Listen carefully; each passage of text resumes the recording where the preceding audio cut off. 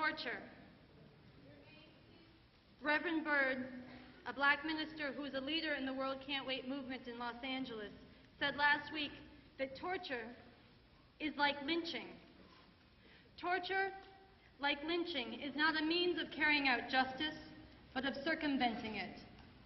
Torture, like lynching, is not targeted at those who committed real offenses, but at terrifying a whole population. And torture, like lynching, is all the more terrifying when conducted randomly. The accusation of a white man, the inability to find the accused black man, even a look that someone takes the wrong way, all these and more have been the motives given for lynchings. And today, a last name similar to someone else who's on a list, a nervous look in an airport, or the utterances of another under the torment of waterboarding. All these and more have already been the motives given for the torture of Muslims, Arabs, and South Asians. Torture, like lynching, can only be conducted when the humanity of its victims has been denied in the public's eyes. And torture, like lynching, is morally debasing to the population that allows it. But here's a difference. Lynching, winked at and even encouraged by the power structure, was still extra legal. It was officially denied. Today, torture, last week, torture became officially sanctioned by the highest offices in the land of this country. It has become official state policy, given the full backing of the Congress and of the President himself. And those who fill the seats of power in this state just broaden the sections of people that they intend to inflict this upon. What kind of a country, what kind of a people are we becoming? No one can say that they didn't know. They would have to say that they looked away. But they don't. They don't have to say that, because here tonight we have come together as an emergency response. Maybe you heard about this event on Friday night when we first announced that we're coming to Cooper Union at 5 o'clock. Maybe you heard about this event on Saturday, but probably most of you guys heard about it yesterday or today. You got an email from somebody, you got a phone call from somebody, you heard a PSA on the radio, and you came out. At 5 o'clock on Friday, Cooper Union, I want to thank Christine and David. They did the unprecedented. They opened their halls to us at 5 o'clock on Friday for a Monday night event.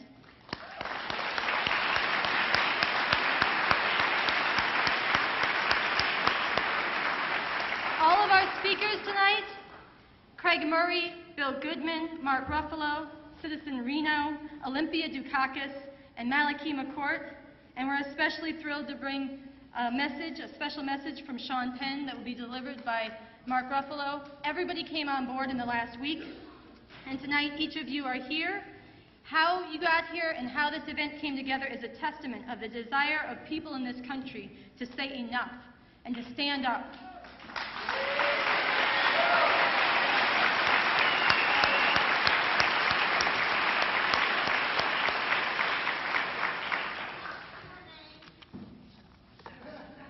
That's coming. And so I actually want to bring out my co-MC for the night. I first met her back in February of 2002, just a few months after 9/11. She was part of organizing the first National Day of Solidarity with Arabs, Muslims, and South Asians after a huge wave of detentions was conducted. And she actually helped organize the first protest outside an INS detention center. Her dedication to the families and the lives of those who are being demonized and stripped of their rights has been tireless and consistent since then. And today I'm very proud to introduce her as a member of the National Steering Committee of the World Can't Wait Drive Out the Bush regime. I bring you Prachi Noor.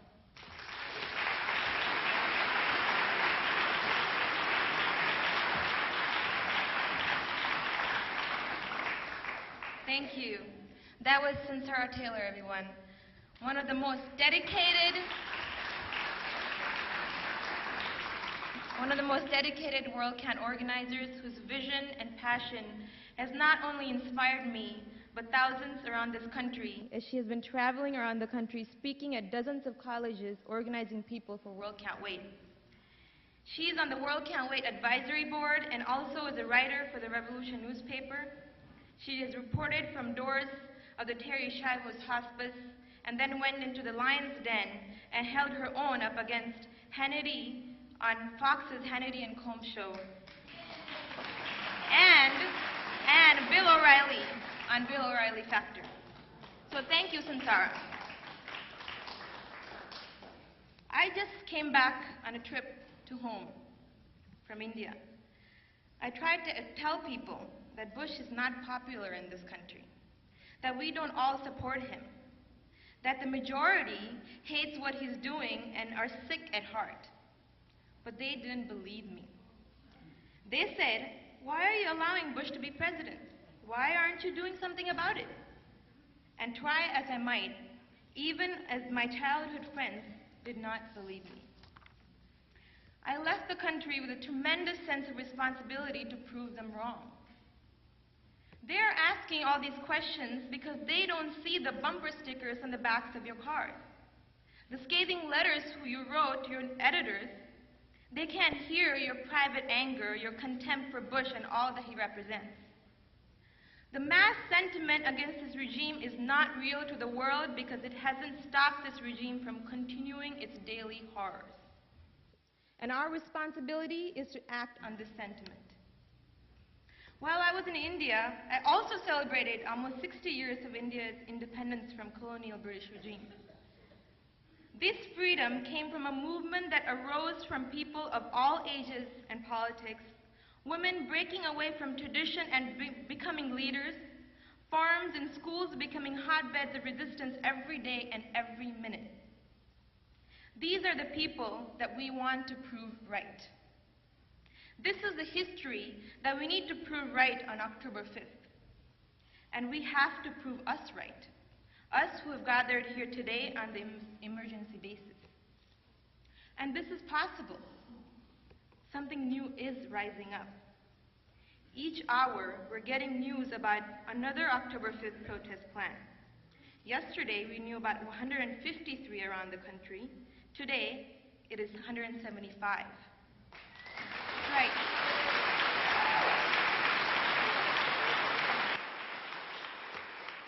People are coming out in massive numbers from 42 states, 24 so-called red states, including 10 southern states, 9 cities in Florida, 12 in North Carolina, and 9 in Bush's home state, Texas.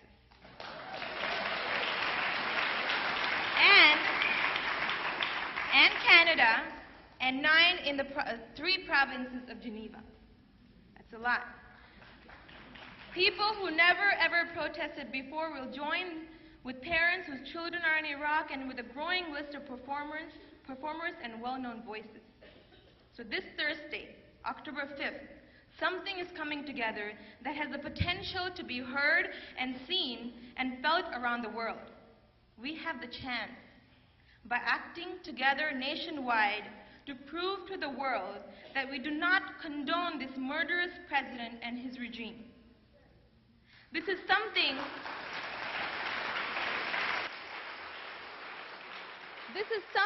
worth throwing your energies into, worth giving your time to, worth giving your money to. It is worth calling in sick for the next day or two so that we can move more people to act powerfully on a day when it will really make a difference. We are doing this today because we realize that there are millions of us, but that this is not on us. The Democrats just helped vote in torture, just like they voted in the Patriot Act, an illegal war in Iraq, and are pissing away women's right to choose and gay rights. It is on us, acting with urgency and moving others to act with us, that we can change the whole direction and momentum and trajectory of this country. Our mission tonight, fueled with information, inspiration, and commitment brought to us on these stages, is to make The next 65 hours count. And I'm asking each and every one of you to urge everyone that you know, even people you don't know, to come out on the streets Thursday. Then we'll have a much larger group of people leading this movement to drive out the Bush regime. And even if people can't stay for the whole list of speakers, before they leave, they should stop by all the tables that are outside and sign up for roles for the next couple of days. Now, I'm thrilled to bring up a woman who has an incredible presence that has graced such movies as Steel Magnolias and Moonstruck, for which she won the Best Supporting Actress Oscar. She's beloved for her stage acting as well as for her uncompromising stand for women and our reproductive rights. We're thrilled that she will be reading the text of the call that founded this movement.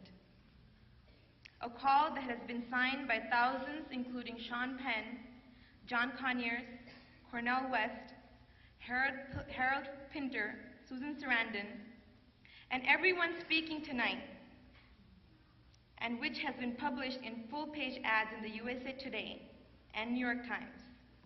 I give you Olympia Dukakis.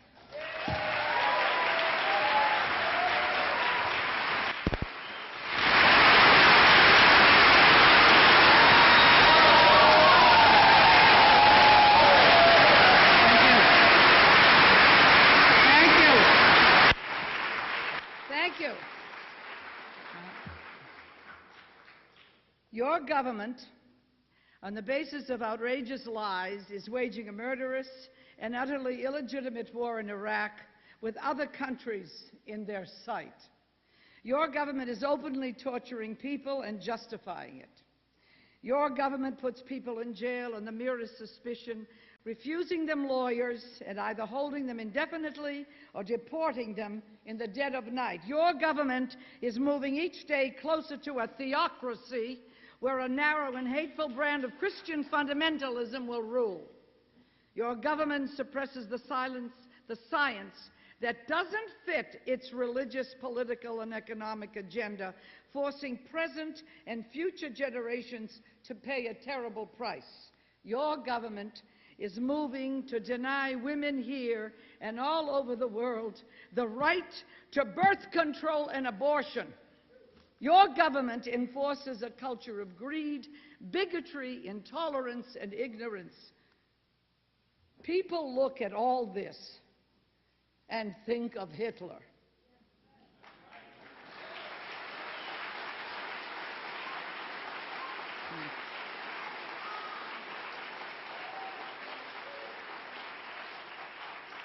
And they are right to do so.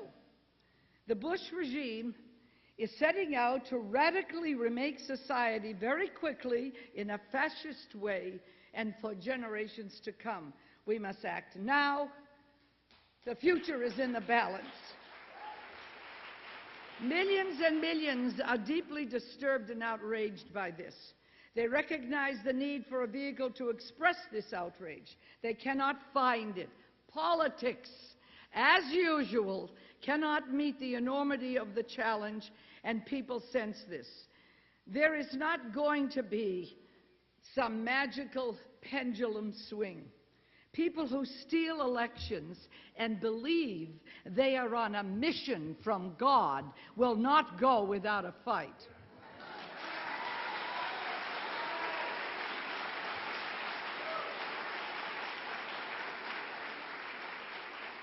There is not going to be some savior from the Democratic Party.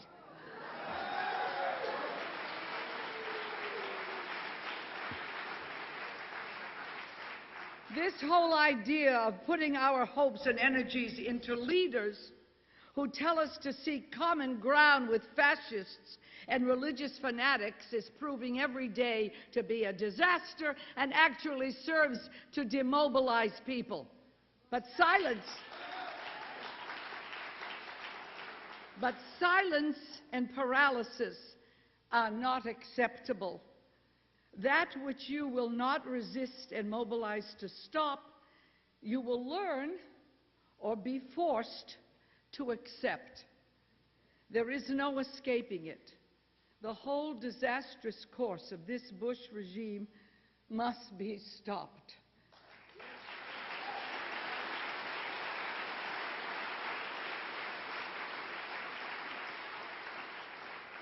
And we must take the responsibility to do it. And there is a way. We are talking about something on a scale that can really make a huge change in this country and in the world. We need more than fighting Bush's outrages one at a time, constantly losing ground to the whole onslaught. We must and can aim to create a political situation where the Bush regime's program is repudiated, where Bush himself is driven from office, and where the whole direction he has been taking society is reversed. We, in our millions, must and can take responsibility to change the course of history.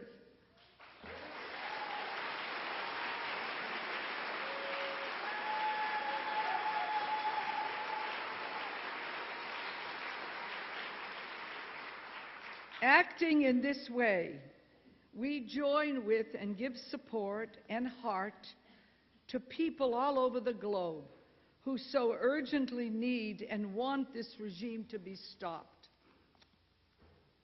This will not be easy. If we speak the truth, they will try to silence us. If we act, they will try to stop us.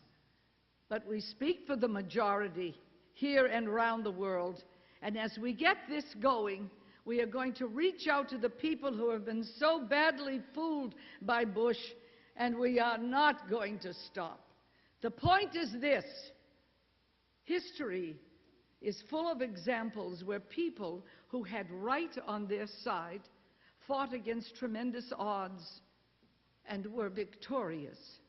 And it is also full of examples of people passively hoping to wait it out, only to get swallowed up by a horror beyond what they ever imagined.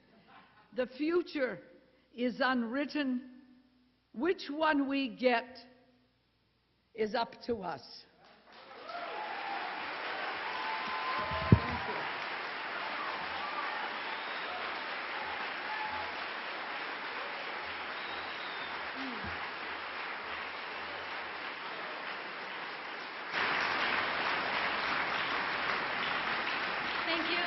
Thank you, Olympia. That is why we're marching on Thursday. That is why we're marching in 175 cities on Thursday. That's why we want everybody here to tell your friends to Hammarskjöld Plaza at noon this Thursday, down to Union Square at 4 this Thursday, October 5th. We're marching across the country, just so you get the details. There's a special place in the hearts of New Yorkers who lived through 9/11 and were lucky enough to find themselves a few weeks later at an evening stage performance with the person I'm about to bring on stage. Reno was the first female comic to spread some truth and raw humor in the days after September 11th. Her show grew into a long-running one-woman play called Rebel Without a Pause, Unrestrained Reflections on September 11th. Reno also has a Bravo TV series, Citizen Reno, and an HBO special, Rage in Rehab. She's performing this Wednesday night at Bowery Poetry Club, a performance called Jesus plus the Neocons. And that is, so you can go find her there at 308 Bowery, just north of Houston, at 8 p.m. this Wednesday. I bring you Reno.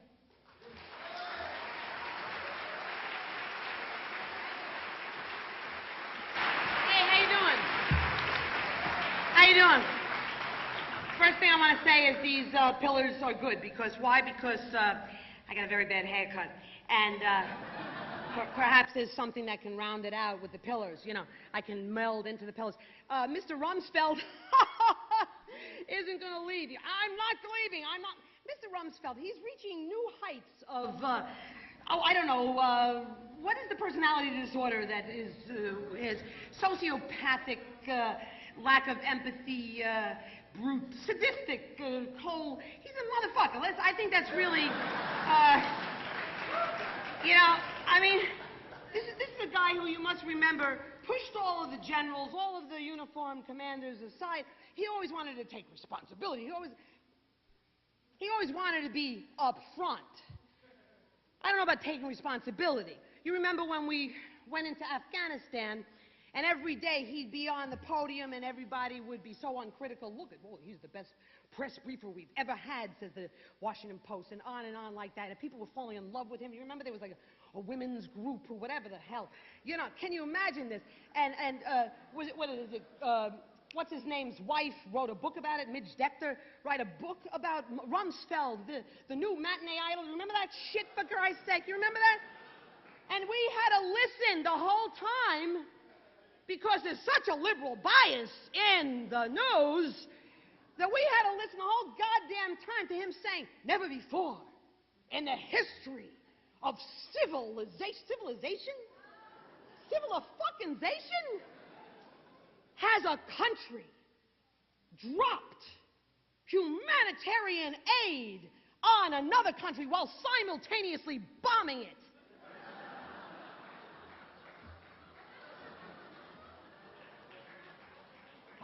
Isn't that like eating on the toilet? And I remember when he started saying that, and then the very next week, Ari Fleischer, you remember the snake? Ari the Snake Fleischer introduced us to the reality that not only are we dropping humanitarian aid in the form of sandwiches that very often broke through people's homes, you know, but we were also now dropping Pop-Tarts over Afghanistan. Pop-Tarts! I mean, no toasters were we dropping. You ever have a Pop-Tart without it being toasted? You know, you're really, really stoned. You go into the kitchen and Pop-Tarts, without, you're starved. You're not going to eat them because they're just this Pop-Tart. Why were we dropping Pop-Tarts over Afghanistan? Well, we're trying to make them into the next consumers. And when you're in America, when you move to America, you'll be able to go to the Safeway, know exactly where the people who brought you this war, you can pay them back by buying their... Not only that, but at the time it was estimated that 1/2 of the population of Afghanistan, like 7.5 million people, were at the edge of starvation, so much to malnutrition, to the fact that if they would eat like a Pop-Tart, they would go into some kind of shock and die. So, if the bombs don't get you, the Pop-Tarts will. Thank you. This is Mr. Rumsfeld. And I just want to read a little clip from Bob Woodward, who we, had written off as just a complete ass-kisser. I mean, those last 2 fucking books, I mean, who? What? Why don't you just not even bother to interview the people? Just write down their own version of their history, their own public relations crap, right? I just wanted to say also about Baghdad. You remember when we liberated Baghdad? What was the word? We neutralized the Iraqis. We neutralized them. Well, I mean, after all, what did they have? I mean, the Iraqis, they had sand. They could have thrown the sand at us. I mean, what the fuck? We liberated. We were, look, well, such a butch group we were, and you remember the day that Rumsfeld was up there, and there were pictures on the television of people looting the museum, right? Because, of course, the U.S. government went in there, put up the flags, and left. You know what I'm saying? Left the looters looting. We have the authority to kill these people, but we do not have the authority to stop them from, killing each other. Certainly not. That's democracy now. They get to fucking kill each other, no problem. All right, good. And there were all the pictures of the looters, and, there were urns coming out of the museums, and there's Rumsfeld. He says, the media is overreacting. I mean, look at that. They're playing the same piece of tape over and over and over again because they keep taking out the same pot. The same pot. They keep taking the same vase over and over. Come on. I mean, after all, how many vases could a country have? Well, none anymore, Mr. Rumsfeld. How many vases could... What are you, out of your mind? This is the birthplace of civilization, bitch. This is where history first started getting recorded. right? The Mesopotamians, the Sumerians, the Assyrians, the kleptomanians, I don't really know. The people, they went through the desert putting things in their pockets, I don't know. But, that whole group down by the Fertile Crescent there, remember the crotch of the world? That was the first, you big Christian, Mr. Rumsfeld. That was the urn that Jesus drank out of, babe. Let's stamp that urn. Let's stamp that fucking Jesus urn. What is up with you, boy? This is the excerpt from Mr. Woodward's book, which is, I think, well, goes without saying, okay? I'll just read it. So, it's called State of Denial, right, Mr. Again, the Iraq area, yeah. Okay, that's a dumb joke, a denial joke, yeah. Is that denial? Yes, it is. Okay, fine. But get your fingers wet. Okay, good. So Woodward is in a conversation with Rumsfeld, okay? And he quotes this whole thing in his book. And he first tells Rumsfeld a quote from Vietnam-era Secretary of Defense, who looks like, a cuddly teddy bear at this point, Robert McNamara. And McNamara's quote is, "Any military commander who is honest with you will say he's made mistakes that have cost lives." And this is Rumsfeld. So, and this is Woodward. Is that correct? He's so, let's say, literal, Mr. Woodward. Am I right? He goes, so this is Rumsfeld. He says, "I don't know. I suppose that a military commander," which you are, Woodward interrupts. "No, I'm not. No, I'm not," the Secretary of Defense said. And Woodward says, "Yes, sir." "No, no, no." "Well, yes, yes." Now Woodward's out of his seat, apparently, right? With his finger up and those flat A's, from Illinois, Midwest, and he's kicking his hand in front of Rumsfeld's face and says, "Yeah, this is the chain of command. It's Commander-in-Chief." I think he took that opportunity to giggle, okay? Secretary of Defense, and then the combatant commander. And Rumsfeld is... Say that again? No, that's not what happened. He says, "Well, I can see a military commander in a uniform who is engaged in a uniformed conflict, having to make decisions in a uniform that," as he's showing Mr. Woodward his nice new suit jacket, right? "Having to make decisions that result in people living or dying, and that would be a truth. And certainly, if you should go up the chain of command to the civilian side, to the president, and I suppose to me, you could, by indirection, 2 or 3 steps removed, make that case."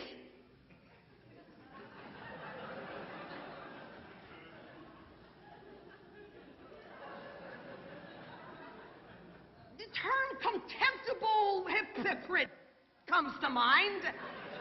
The term war criminal is even more.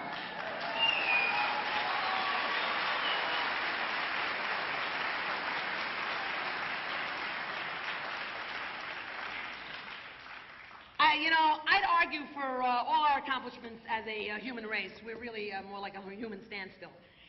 I'm leaving, babe. I just gave you the hello.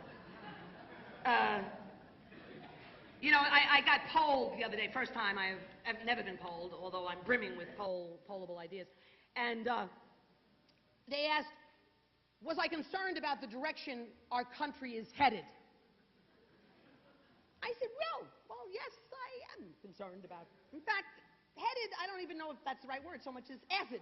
I'm concerned that our country is headless. Really, headless with a gun. And I don't know that much about myself, people, but I know I should not have a gun. Because I am a volatile little motherfucker, and I am pissed off.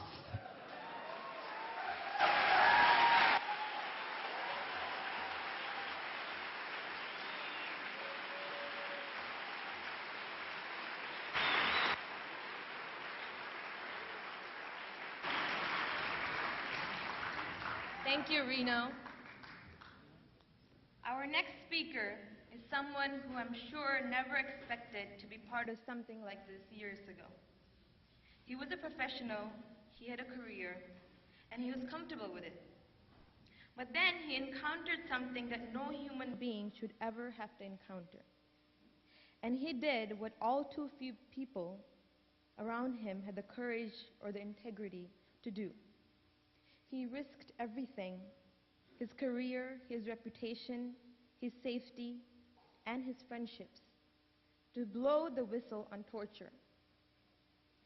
His story is forthcoming in a new book and a movie. I bring you former UK ambassador to Uzbekistan, Craig Murray.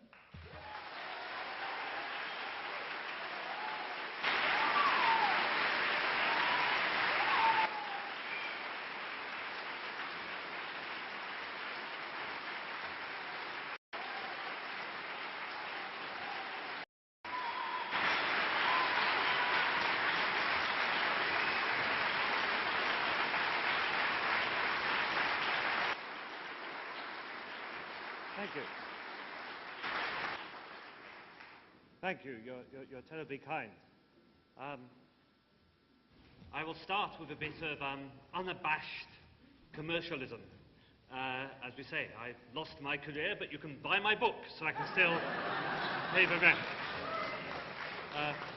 It's not actually on sale in the United States and won't be until 2008, but we have a few copies here, and I'll sign them for you in the corridor after the meeting. I was a British ambassador in Uzbekistan, Central Asia, immediately north of Afghanistan. I had been in the country for 2 weeks when I went to attend a dissident trial. Some gentlemen were charged with terrorism, membership of a group connected to Al-Qaeda, and a variety of terrorist acts. I can only compare the atmosphere at that trial to one of Hitler's show trials. The judge was screaming and haranguing the defendants and making gratuitous anti-Islamic remarks, like, how could you find time to commit so many crimes when you have to stop to pray 5 times a day? They were surrounded in that courtroom. They were emaciated, beaten. They were sat on a low bench 3 inches off the floor in a sort of humiliated position. And something happened which set me on the path that led me here. An old man had given evidence that 2 of the accused, who were his nephews, were members of Al-Qaeda and had traveled to Afghanistan and met with Osama bin Laden in person.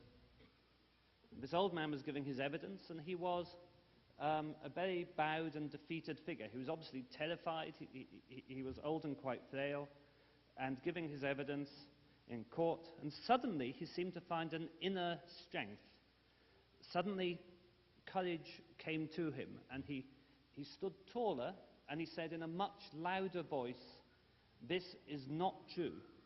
This is not true. They tortured my children in front of me until I signed this statement. We are good Muslims, but we are poor farmers from Andijan. What do we know about Osama bin Laden?" And as I sat in that courtroom, as it happened, I was within a yard of him as he spoke. I could have touched him. And you could tell at that moment he was speaking the truth. And he must have known that he was very likely signing his own death warrant when he said that in that court, because the Uzbek regime is an appalling totalitarian regime. Very shortly after that, I obtained on my desk an envelope with photos of a dead man who he was one of some 10,000 political prisoners in Uzbekistan. His body had been returned to his mother for burial. She had taken photos of it, which came to me. I sent them off to the UK for a pathological report. The report came back, and it said that his fingernails had been pulled out, he had been beaten about the face and neck, and he had died of immersion in boiling liquid. And it was immersion, not splashing, because there was a clear tide line around the upper torso and upper limbs, and 100% scalding underneath. And this regime that boils people alive, I was under instructions, I was British ambassador, I was never to speak in public without starting by saying how grateful we were to that regime for its cooperation in the war on terror and the fight against Islamic fundamentalism, and how grateful we were that it was a member of the coalition of the willing and had sent a small contingent to Iraq. President Karimov has had tea in the White House with President Bush. Donald Rumsfeld visited 3 times while I was there. And in that year, that guy was boiled to death, 2002. The United States gave over $500 million in US taxpayers' money to the Uzbek regime, $120 million of that to the Uzbek armed forces, and over $82 million to be precise, to the Uzbek security services. When they boiled that guy to death, the American taxpayer paid to heat the water. At the same time as British ambassador, I was seeing the CIA intelligence coming out of the country. Once Uzbeks realized that I was taking an interest in trying to do something about these human rights abuses, they came to me with their stories, and we built up a dossier of hundreds of cases of people who'd been tortured. We met some of the people themselves. We met their families. We had letters smuggled out of the prisons. We had photographic evidence. And we also found what they were having to do when they were tortured. They were having to confess to membership of Al-Qaeda or groups linked to Al-Qaeda. They were very often having to confess to having gone to Afghanistan and having met Osama bin Laden.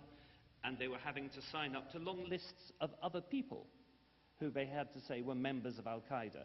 Very often, not always in Uzbekistan, these could be people in the United States, in the UK, wherever. Very often the person being tortured had never heard of these people. But if they're plunging your arm in boiling liquid, if they're raping your daughter in front of your eyes until you sign, and all those things happened, you sign. And at the same time, as British ambassador, under the UK-US intelligence sharing agreement, I was seeing the CIA intelligence coming out of Uzbekistan. And the CIA intelligence came from the Uzbek security services. It came out of those torture chambers. And it said exactly the same stuff. There were long lists of members of Al-Qaeda. And it was vastly exaggerating the threat from Islamic extremism in Uzbekistan. In fact, there was hardly any Islamic extremism in Uzbekistan until the US government started supporting the dictatorship. And that's the kind of stupidity which causes the terror they claim to be fighting.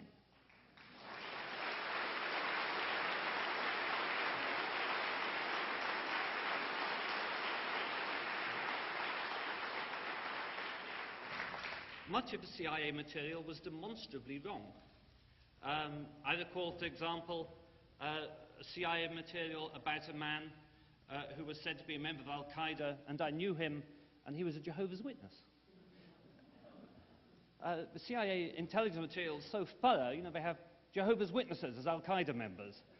I don't think Al-Qaeda even tried to recruit Jehovah's Witnesses. Almost certainly Jehovah's Witnesses would try to recruit Al-Qaeda if they could find them.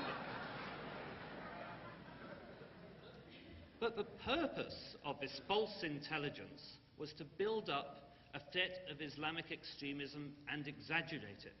And when you hear again and again and again that intelligence is why people, Muslims in the UK and the US, are continually being arrested in their thousands under anti-terrorism legislation, and that the arrests are based on intelligence, remember that that can be the product of a torture cell anywhere around the world under the extraordinary rendition program. And that's what this legalization of torture means. It doesn't just mean an appalling turn. Bush isn't a neoconservative. This is neo-medievalism. Neo-medievalism.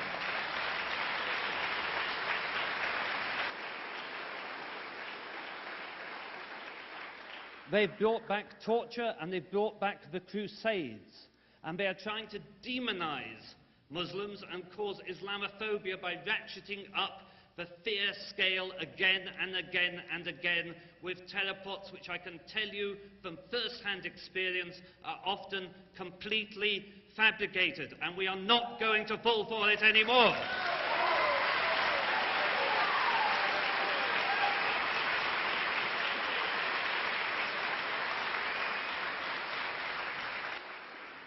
And it's used to erode our civil rights and to characterize Muslims as non-humans. So when they arrest and torture Muslims, we will accept it. So when they tell us that habeas corpus is gone, we will accept it. So that when they invade Muslim countries to get their oil and gas, we will accept it. Well, we have seen through it. We are not accepting it anymore.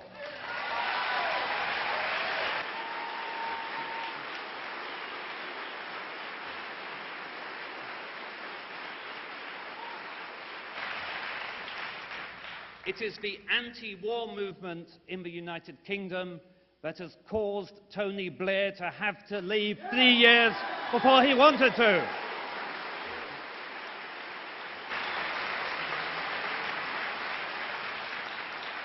The architects of this crusade are being driven out. Aznavour has gone, Berlusconi has gone, Blair has gone, and now Bush will go. Thank you.